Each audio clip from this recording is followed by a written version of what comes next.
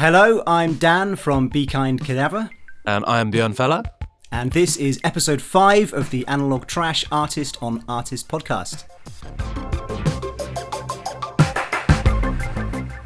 So, Dan, you've just released your new EP, right? Yeah, it's an interesting project. The Be Kind Cadaver as a whole has grown from a slightly weird place, which is nice. A few years ago, someone put an advert in the local press saying, we're looking for a saxophonist like John Zorn to ruin our punk band. And I thought that was quite funny, so I phoned them up and said, well, I don't play saxophone, but I'll quite happily come and ruin your punk band. I'll ruin your band. So I did. I joined this punk band, and very, very quickly, the drummer left immediately, just too ruined for him. So we got a new drummer on board, and then not too long after that, the rest of the band left because I feel I'd been quite successful in kind of trying to keep the punk vibe, but make it a bit more expansive and a bit more weird. And yeah, that was when lockdown kicked in. The rest of the band just gave up because it had become too weird for their tastes, leaving me and our new drummer, who is the other half of Be Kind Cadaver now. So we were in a sort of funny position of thinking, well, we've got a drummer, we've got a singer, synthesist, we've got something that was a punk band but was trying to be as weird as possible. What do we do? So we just spent a few years trying to figure it out, trying to say, well, what instruments can we play between us? How can we kind of keep some aspect of this kind of, I don't know, do we call it a punk edge or just, some kind of critical thing going on behind it, but just really explore whatever genre or style or approach to music we want. But still with that kind of punk edge, as you put it, at the forefront. How would you define that? What is a punk edge in a band? Because it feels like it's, like you said, punk has become more expansive, it's broadened, it's deeper in some ways, but it seems to have retained something, right? There's some kind of core nature to it that seems to have stuck, and I'm curious to know what you think that is. I think the answer is horrifically cheesy, because I think the thing that always makes things feel very punk is their unwillingness to conform. Right. It's when whatever they're doing, whether it sounds like a punk band or sounds like some pop music or whatever, if there's something about it that's saying, like, I kind of know what's expected in this sphere, and I'm not going to quite do that. I'm going to try and see how far I can stray from this in some way. Yeah, a vibe. Yeah, that's exactly how I'd put it. Yeah, it's the reluctance to conform, or refusal, in fact. Yeah. And like that really comes across in the way the recording sounds. It doesn't sound like a punk record. If someone played it to a normie and said, define the genre of this, I doubt they'd say punk. But it's that kind of eclecticism and the just not caring about how music is like supposed to sound that really comes through. And I guess that's an inevitable consequence of going in and ruining punk bands. Yeah. Yeah. You've kind of Andrew Eldritched it. And now all you need is the acrimonious lawsuit about the name. Yeah. How long did it take you to put the EP together? A long time. We had 2 songs from that EP and then 2 other songs, which we played for, I guess, sort of 3 or 4 years, but in every possible iteration. So we kind of played the same songs as straight punk songs. We played this kind of weird sort of metal show. We did a more kind of experimental, almost kind of sort of synthwave, electronica kind of stuff. We did some more acoustic sets. We just put these songs through the ringer and tried to do every possible variation of them we could until we arrived, which is essentially what the EP is now. It's the 2 best songs from our set of sort of 4 or 5 songs, with all of the different iterative parts we like the best kind of crammed together. Which is also very punk. Yeah, well, yeah. And it sounds like your live performances have become like central to the production process almost. Yeah, and that's the other thing we've been battling with, because I've got quite a long history of being a front man, so to speak. So I'm pretty confident at kind of being on stage and riling an audience and doing all this stuff. But the more complicated the songs got, the more we found that there was so many parts going on and so many different things to cover that we were finding an impossibility of being able to actually perform these live without just being kind of sat at boxes, kind of pressing buttons. Craft working it. Yeah, exactly. Which kind of went against the performance, particularly the vocal parts, which are relatively kind of expressive and kind of there's a certain melodrama, I think, to the way we do things. So that's been the current battle, is figuring out how you take these things and make it so you retain some of the musical ambiguity or complexity, but also reduce things enough that you can perform them and can be kind of expressive live. How did you accomplish that? Getting new members. That's the way we've done it. So as the process of the EP is coming out, we've got a new drummer and a new bass player to kind of fill in the core musical part. So me and Leroy playing guitar can. You're freed up to do other stuff. Yeah. Okay, Dan, so the first track of yours I've chosen is Welcome to the Falklands, which was the opening track on your EP, The World's Greatest Mind. The reason why I chose this is partly because it just had such an impact as an opening track. After hearing The World's Greatest Mind on the label sampler, I wasn't really ready for that opening to the EP. So it hit really hard. And I was trying to interpret the lyrics in a meaningful way in the context of the whole EP, and for me it was pushing buttons around concepts of ownership, property, entitlement, things like that. That's kind of what I took from it, which felt really relevant these days in what feels like a very unfair and materialistic society. I hope I didn't massively misinterpret the meaning of your words, Dan, but that was how I took it anyway. Yeah, no, they are open for interpretation.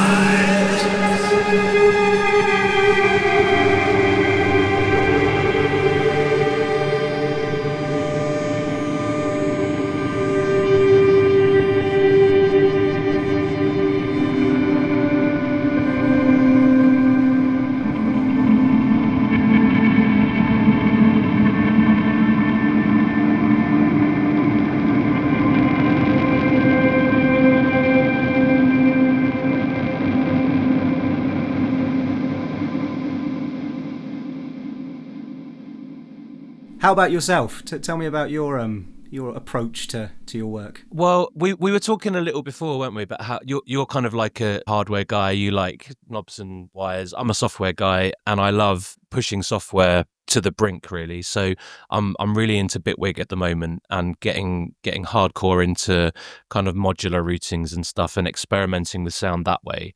I'm a musician at heart more than a producer in a way. So generally, I start with musical ideas, song ideas, words, lyrics. Often I'll start with a bass line or a percussion part and build from there. So similar to kind of what you were saying in a way, because with software, I can, you can go as mad as you want, have as many instruments as you want, make it as multi-layered as you can, which certainly in my most recent stuff has been a feature, just making it try and sound as big and rich and full and massive as possible. But that creates a problem when you want to play it live, because it's just me.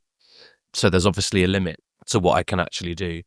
And I promised myself when I recorded the most recent stuff that I would bear that in mind and try to record it in a way that would facilitate live performance more, but I just couldn't do that. You know how it is when a song starts happening, it just happens, and you don't always have that kind of control over how you want to actually build that piece of music.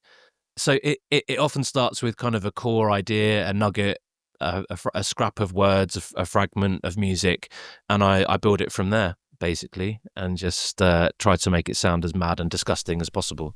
Nice.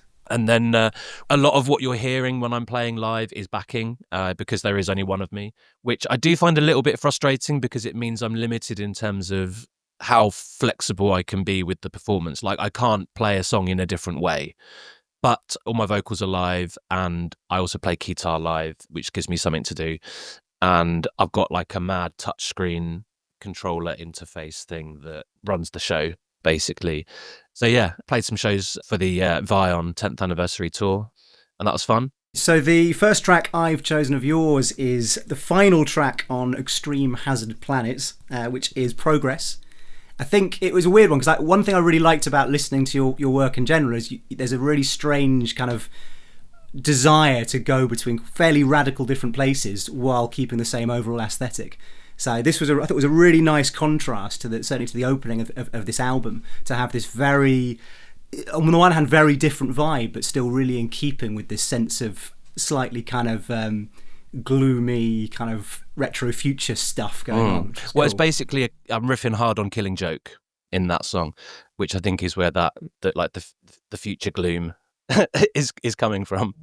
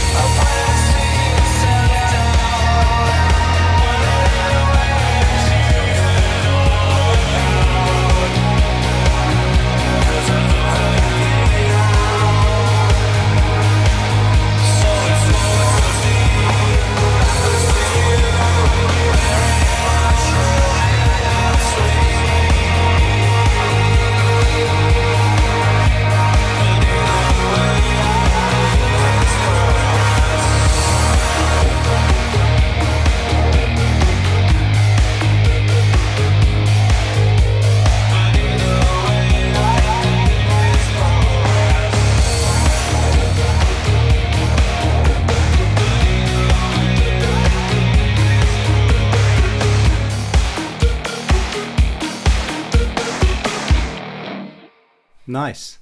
Yeah, it's interesting to hear you say about sort of building the tracks up from sort of nuggets or ideas, because it's always, I think, when you have a lot of different sort of stylistic traits, like I'm hearing in your music, there's, I'm sort of listening through and hearing a number of different reference points and going, this kind of sounds like this band, it kind of sounds like this, and it's quite diverse in a certain way. And I was curious whether or not you sort of sat there and went, right, I'm going to write a song like Killing Joke now, or I'm going to write a song in this style. Yeah, kind of. I mean, Progress is a weird example in this case, similar to what you were saying about those songs that you were prototyping live, reformulating, reworking, and then kind of taking bits and pieces from all of that you liked and putting it into the final thing. That's what happened with Progress. That song's had about 4 different names. It's been in several different keys. It's had different arrangements. And this was what it kind of became as a result of all of that. But yeah, to answer your question, yes, there's definitely times where I'm like, I want this to be a TVAM. I want this to be a Holy Fuck. I want to do a Faint track, which it never kind of ends up actually being that. It's like an intentional approach to finding inspiration in a way. That makes sense. Yeah. How about yourself? Is that something that kind of features, or does it just kind of happen and then you sometimes perhaps realise later, oh, that sounds kind of like whatever? Yeah, it definitely more just sort of happens. It's very rare that I'll think it would be good to sound like this. Largely because I'm not very good at it. I think if I sort of try and aim to sound like something, it doesn't end up sounding like that. And I think the other thing I always find is if I successfully do it, to deliberately say I want to sound like this and then achieve it, I get bored quite quickly. I sort of think, oh, well, okay, well, I lose interest in a way. I think I find it much more interesting when something emerges that I'm like, well, I couldn't have planned this. I couldn't have aimed for this. Sure. It's become something. It is always fun when that happens, when you make something like so weird and so out there that you never would have approached like that intentionally. I do also love it when that happens. And I'm with you. I'm not that good at like imitating other people's styles, and that's not really the point. For me, it's about how did they do that? Yeah. Like, what even is that kick drum? How did you achieve that? How can I reproduce that and learn like how that's even possible? Like you say, it rarely turns out like that's how I wanted it to be, but it's like a starting point in a way. Yeah. Tell me about your modular thing behind you. I wanna know more. What have you got in there? These are very nerdy questions. There's a company called Chaos Devices, or Xayok. I don't know how a Polish company, I believe. Okay. So I've got quite a few of their stuff. The main thing for me for the modular is that it's a live device essentially. Oh, interesting. I'm not very good at kind of being a sort of nerdy hardware geek. Originally, this is going to make me sound incredibly nerdy. I was doing a PhD, and one of the subjects of the PhD was how I could write a score for an instrument that doesn't have a set interface. And because of that, I started exploring a modular and thinking, well, that's quite good because all the modules are different. There's no way that you can say each person's going to have the same instrument or it's going to be the same every time. So I began trying to write for something that's always evolving and something's always changing, and trying to create instructions for people to make music when they don't necessarily know what the notes do or what the buttons do to create sound. So did you have to kind of develop a notation system for that? Yes. Yeah. I mean, I say I developed a notation system. It ended up being almost exclusively text-based, but I went through lots of different iterations. You just got to read a book. You basically got to read a book, figure it out. But it was more about, so I became, I suppose I still am, very interested in the idea of giving people kind of creative starting points. Of being like, here's an idea to make you feel creative, and it's pointing you in a particular direction, and when you end up wherever it's taking you, here's another idea to move you into a different direction. And a bit like those, I don't know if you remember those books that were around, I don't know, sort of 10, 20 years ago, where you read a chapter and then you have to roll a dice to determine which page you're going to turn to. I know what you mean. That sort of idea for making music, where you kind of go, you've arrived here, you've done this thing, where's this going to take us now? So it's almost like a preset that people can experiment with and then take further. Yeah, maybe like a conceptual preset. Right. Oh, I love it. Rather than a kind of actual preset. Okay, interesting. So that was essentially the logic behind the sort of modules I choose, are things that, instead of kind of going, I don't know, this is a good module to make a kick drum, it's more you kind of go, well, if I plug this in here and then this in here, what is going to happen? Like, what could erupt from this? How many options do I have? Which is the beauty of modular. Yeah, it should be, in my opinion. I get quite annoyed sometimes. You see these modular gigs and people have really expensive setups and then they just press a button and play some techno, and it's always a bit like, well, you could have just used a computer for that. That would have been the more logical choice here. Indeed. Much easier, much cheaper, more reliable, probably. Yeah. But yeah, I get you. Modular approaches to making music are fascinating. And I was saying to you before, I'm a software guy, which means you're kind of unlimited in terms of how much you can have, which is kind of a bad thing in a way. Like when you don't have any limitations, it's like, well, where do I start? Yeah. I can't just like sit down and do a thing. I think this is why, for me, there has to be like a starting point. I can't just grab a thing and noodle with it. You know, software is just so open-ended. I find at least that I need a specific idea to get me started. And so you have a kind of like a conceptual idea that you begin with, and then it's a case of realizing the sort of starting point of that idea in the software, seeing where that takes you. Yeah, usually. Yeah. I did switch DAW recently, digital audio workstation, for the viewers at home. I switched from Reason to Bitwig. Okay. And some of the stuff on the album and the EP, Paradise Moon, are more kind of jam driven. Tracks like Theory of Mind on the album were me figuring out how this new software works and just figuring out how to make sound with it, which felt really freeing. But I'm really good at the software now, so it feels like less of a jammy process and back to kind of thinking of ideas. And this is why I like recording albums, I think. Yeah. Having a broader concept to prompt further ideas. Kind of like what you were saying about defining the modular setup and then taking that further. How did you put it? A conceptual preset? Yeah. Okay, the second track I've chosen of yours is Admonition/Tribal. I chose this one, I think, because it's something, a really nice kind of submerged kind of melody to it. It just feels like really sort of, I like the word slinky. It's got something going on which really feels like it's sort of slowly creeping up on you or through you in some way. I was trying to convey the sun slowly expanding with that kind of creepingness. Nice. Slinkiness.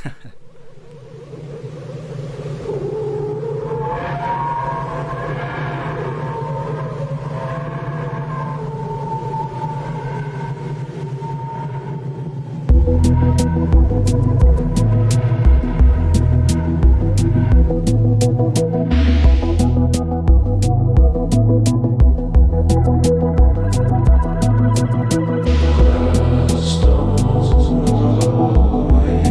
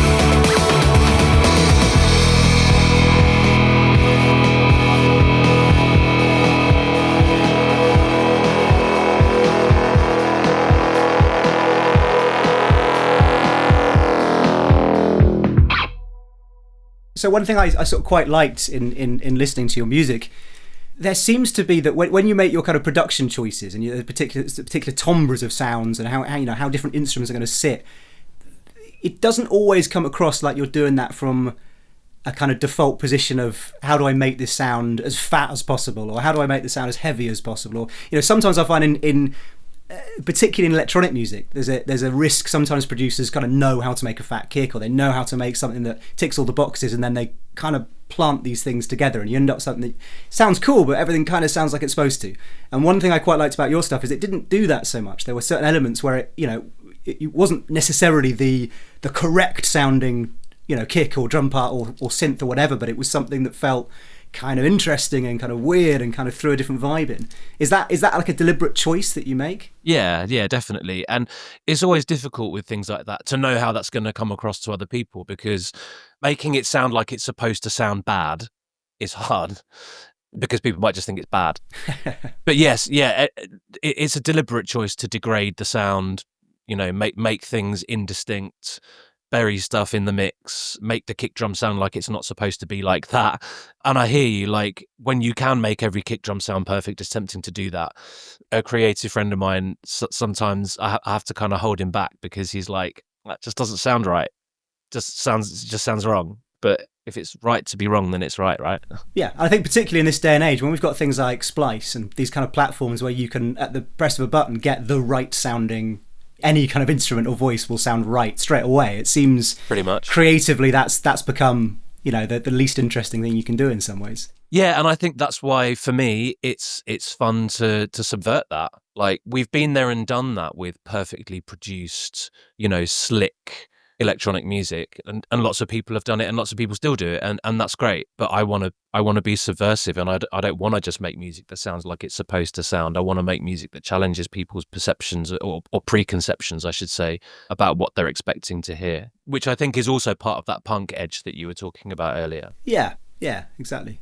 Tell me about your approach to vocals, because that's kind of I sort of quite there seems to be a range of things you do, but one of the ones I really liked was there's this sense of things being a little deliberately submerged, but also having elements of processing, distortion, kind of reverb things that make for me they make the voice more of a instrument than a kind of a lead narrative melody line. Yeah, absolutely.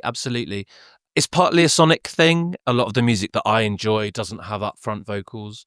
It's also, for me, it's a bit of a psychological thing, because I don't want to be front and center. Okay. And there's kind of a sense of shame in there somewhere. Like who cares what I think about things? Why is it important for me to communicate my thoughts and feelings to other people in this medium?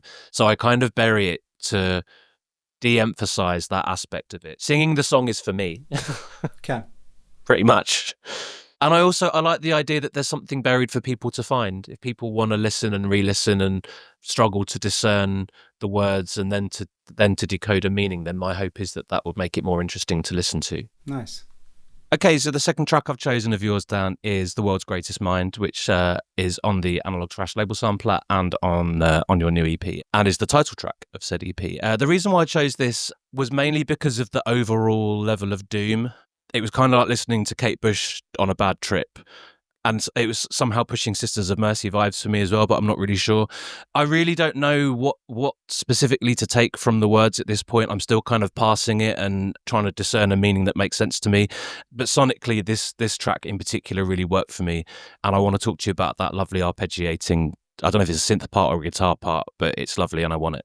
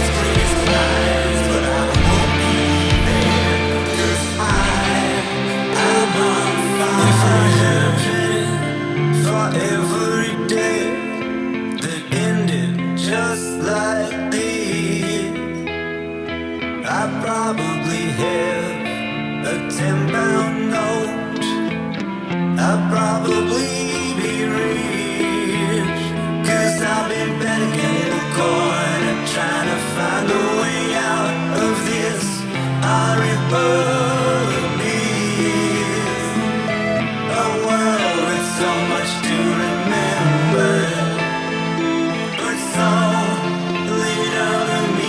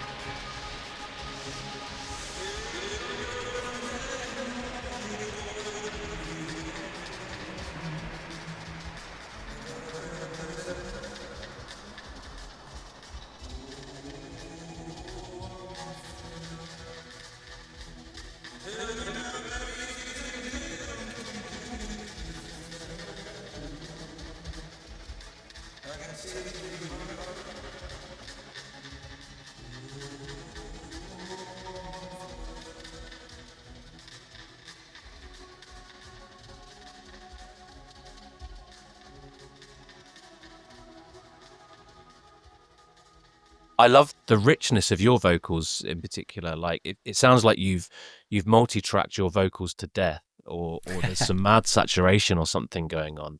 The vocals in your on The World's Greatest Mind all sound pretty upfront. Was that a conscious decision, or do you think, or for you, or was that just? Is that just how your process is? It sort of became a conscious decision. So we tried a few different things. I think on the one hand, the sort of narrative element's quite important in Be Kind Cadaver. You know, we're definitely telling stories. So some access as to what the words are actually saying becomes quite useful. Particularly as I think there's an effort to make the words themselves be a little bit abstract. So even when you can hear what you're saying, you're not entirely sure what it means. It's funny how we do that, isn't it? Yeah. I don't know. That's the relationship with the audience that I'm kind of interested in, is kind of creating this sense of willing confusion, kind of participating in something you're not quite sure what it means or what it is or how you're supposed to engage with it. But in terms of vocal specifically, yeah, I mean, it's a difficult one because I'm, on the one hand, technically not a very good singer, probably. On the other hand, I think I've got a very, or people often tell me I've got a very characterful voice. So I can't sort of help but when I sing, it sort of sounds quite like it sounds. So I tend to lean into that. And that often is having things that are kind of fairly sort of full and fairly kind of faintly operatic kind of approach. Yeah, I feel what you're saying there. That definitely comes across. I think that's maybe what's giving me Sisters of Mercy vibes, because Andrew Eldritch has a similar kind of... You described it as melodramatic earlier. I don't know if I'd go that far. It didn't hit that way for me, but I get what you mean. I understand why you might describe it that way. And I think that's what was pushing Sisters of Mercy vibes for me. I'm really curious about what you said about not... I'm going to paraphrase, but you said something about basically, it's like essentially not being like a great singer. And I definitely vibe with that. Like a lot of my stuff, if you heard it without all of the effects processing on it, sounds kind of horrible. But I'm curious to know like what you mean by a good singer. What does that mean to you? I mean, I'm definitely being a little facetious here because I don't think there is such a thing as a good or bad singer, really. I don't particularly like music that is virtuosic. You know, if people are technically awesome at what they're doing, that's nowhere near enough to maintain my interest. It's impressive, but it's yeah, but it's often quite boring. And that's the thing. You know, I went to see some really posh kind of opera a couple of weeks ago, and the singer was just, you know, a fantastic singer on a technical level, but really quite boring in terms of anything else. And I think for me, you know, a good singer, you know, if we're using the term properly for my personal subjective opinion of what's good, is something that stands out or something that kind of wields itself in a way that's interesting. So it's about the impact. Same thing as, it's the impact. It's the impact. It's the performance. It's the way of kind of holding your tools. So if you're doing something that's about expression, or it's about a range of tonalities, or about lyrics, or whatever you're wielding, it's having a knowledge of how you're doing that and how you're holding that. So it's about intentionality. Yeah. And kind of making it sound how you want it to sound. Yeah. With a degree of consistency. Yeah. Yeah, I'd agree with that.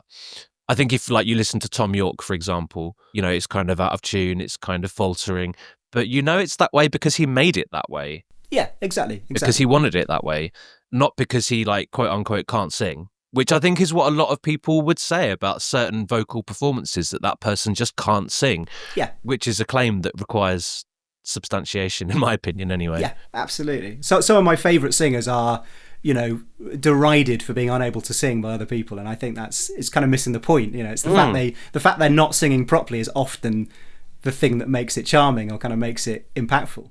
Indeed. And that kind of ties in with what we were saying previously about making deliberate choices to make something sound bad. You know, I could have this synth part really, really perfect and clean and pristine, or I could put a whole load of distortion on it and make it sound, you know, kind of horrible. But that adds to the charm and the character and the tonality. And when you hear music like in pre-production stages, it doesn't have that charm. Yeah. Because I guess people are drawn to imperfection. I suppose that's what that comes down to. Yeah, I think that's where character lives, isn't it? So Indeed. Nobody likes toxic positivity, you know.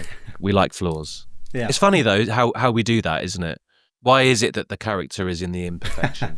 I think it's to do with communication. You know, it's how communication works. You know, communication isn't about me saying something to you and that idea arriving in your head in the same form it left my brain. You know, that communication is all about the failure to get something across. It's about the sort of sinkhole between one person and the other. So sometimes there's meaning in the gaps. Yeah, exactly. They're kind of the grey area, I think they call it in communication theory. It's like the place where everything drops off and the noise enters. And that's what communication is. It's that failure, really, to be a fully formed idea arriving in someone else's head. So kind of like what you were saying earlier about the way you approach writing words is that you like to give space for people to interpret your words in their own way. Kind of building on what you were just saying about communication, if you're writing words in a way that makes them difficult to interpret, you're kind of failing to communicate the concept, right? You will presumably have a specific concept in mind when you write those words. But if you're not being clear about what you mean, then that's a breakdown in communication. But like you say, that's what creates the space for people to build their own meaning from that. Yeah, absolutely. Which I think is a lot more interesting. I don't want to be told what to think. Yeah. And, I think people always interpret things differently anyway. So I think any kind of art that presumes the listener or the viewer is going to take what the artist wanted from it is going to fail. It seems a ridiculous, preposterous thing to aim for. I think aiming for the fact that people are not going to take what you wanted them to take from it is more interesting. Creating those gaps, those spaces where people can take what they need to take from it, what's meaningful to them. Absolutely. You're kind of running a risk if you write a song intending for it to be interpreted a particular way, and you're kind of building the internal consistency and the applicability on an individual level, at least, of those words. If that's all predicated on the listener understanding the song in the way that you think they will, then you're potentially setting yourself up to fail if you're not as good a songwriter as you think you are.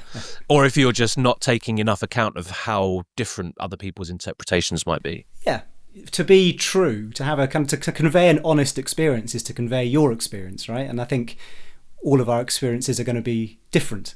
Indeed. And I think certainly for Be Kind Cadaver as a project, the lyrics are very much stories of personal experiences. They're not actually particularly abstract in terms of what they're trying to convey. They're framed in a way that's more abstract, but I'm very much talking about specific experiences and specific feelings and specific struggles of dealing with a given topic. So the songs are all personal, even if they don't come across that way. Yeah. That's fascinating to me, because that's something I've struggled with over the years in writing songs, is that it feels, and I'm not like placing this as a value judgment on other people's work. Don't get me wrong. This is purely how I feel about my own approach. But it feels like I'm being too egotistical if I write directly about my own experiences. Kind of like what I was saying earlier, like, who cares what my experiences are, right? Why would I hope that other people would listen to songs I write about what I'm going through? But it's a hypocrisy, really, because I love that in other people's work. It builds empathy between the listener and the artist, right? Yeah.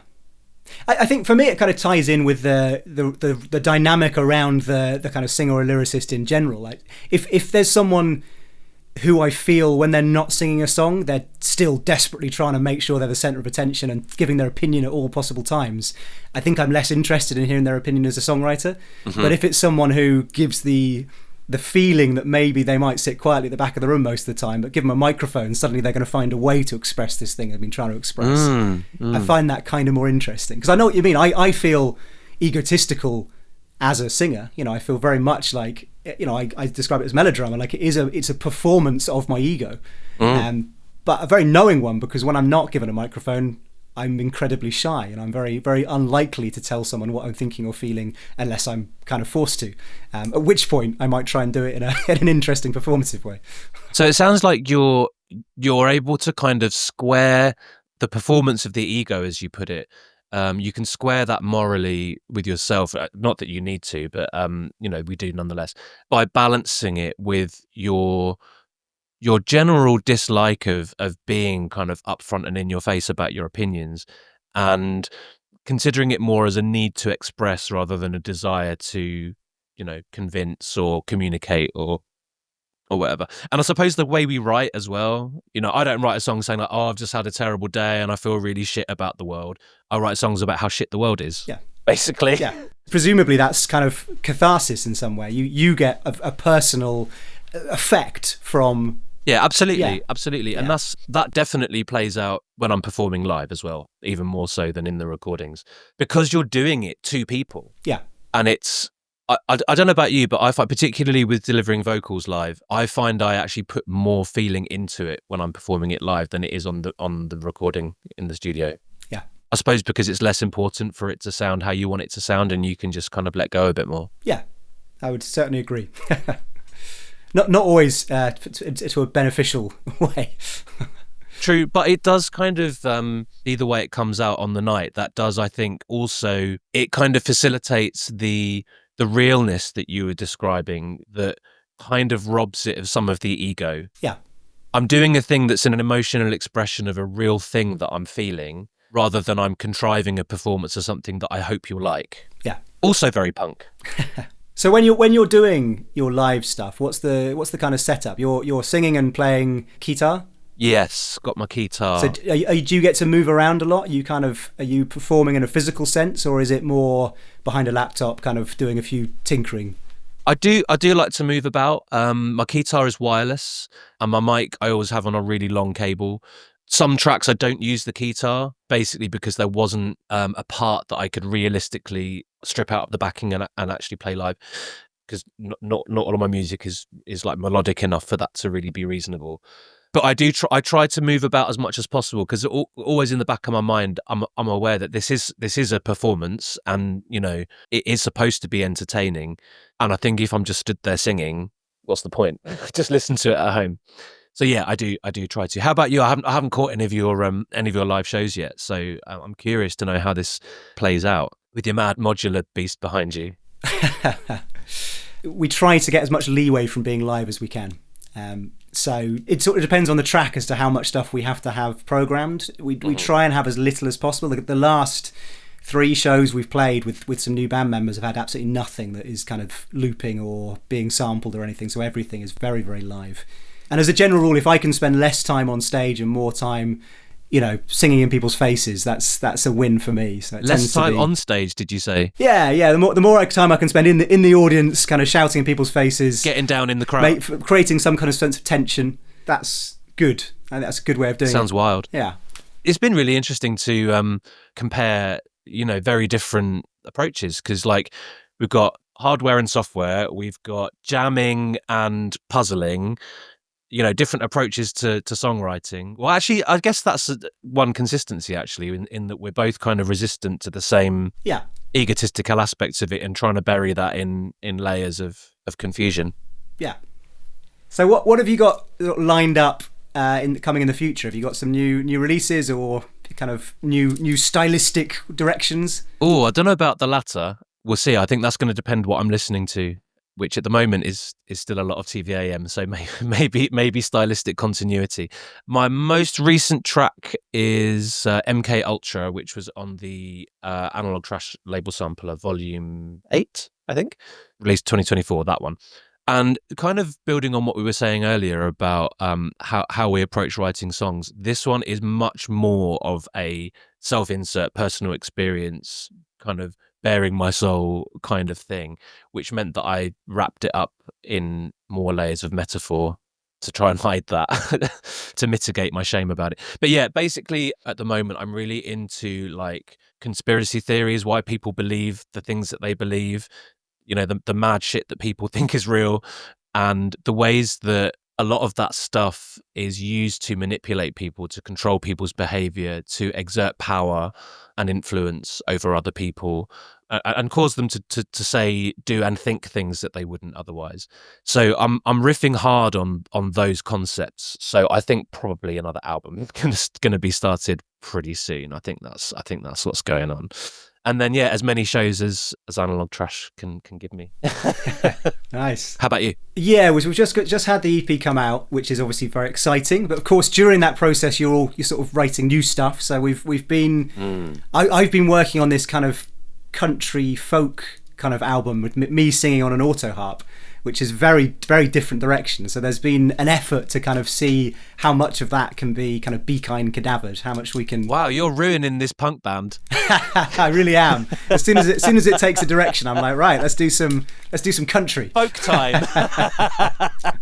Yeah, so we started doing that. The last few gigs, we've been essentially starting with a sort of country folk song on an auto harp, and then breaking into kind of some more kind of psyche, proggy, punky stuff. And then when that all falls apart in a barrage of noise, it's usually just me left alone on stage, still trying to play this thing on the auto harp badly. So it's that's the next step, I think, is thinking how to integrate this stuff, which is like a slightly new direction within the kind of Be Kind Cadaver sound of adding some weird kind of psyche prog stuff, some synth stuff, some kind of punky stuff, seeing how we can integrate that. So it's about fusing those genres into something new. Sort of. I mean, I'm not a big fan of music that's kind of fusion music. So it's more about kind of taking what's interesting or critical or urgent about a particular style and kind of blending them in a way that doesn't just sound like a fusion of two genres, but takes what's kind of exciting about it and sort of reframes it. Right, sure. Sounds fascinating. When can we hear some? Soon enough. That's not soon enough. Well, we're eager to hear it. Any shows coming up? Well, we've got a few things lined up, but I can't remember the exact dates at the moment. But yeah, we're trying to have a steady stream of shows throughout the year if we can. Nice. Whereabouts are you generally playing? Mostly it's local at the moment, so Brighton and London are the places mainly. It'd be really nice to get further afield. So yeah, we'll be looking to try and get as far out as we can from here. Well, I'm Hertfordshire, so I'll come down and see a show in London sometime. Nice. Sounds fun. We'll have to do a show together. That'd be good fun. Oh, that would be fantastic. Yeah, if you need any support, hit me up for sure. Nice. Cool. All right, networking. 10 points. Excellent. We've been Bjørn Felle and Dan from Be Kind Cadaver. And you've been listening to the AnalogueTrash Artist on Artist podcast. See you next time.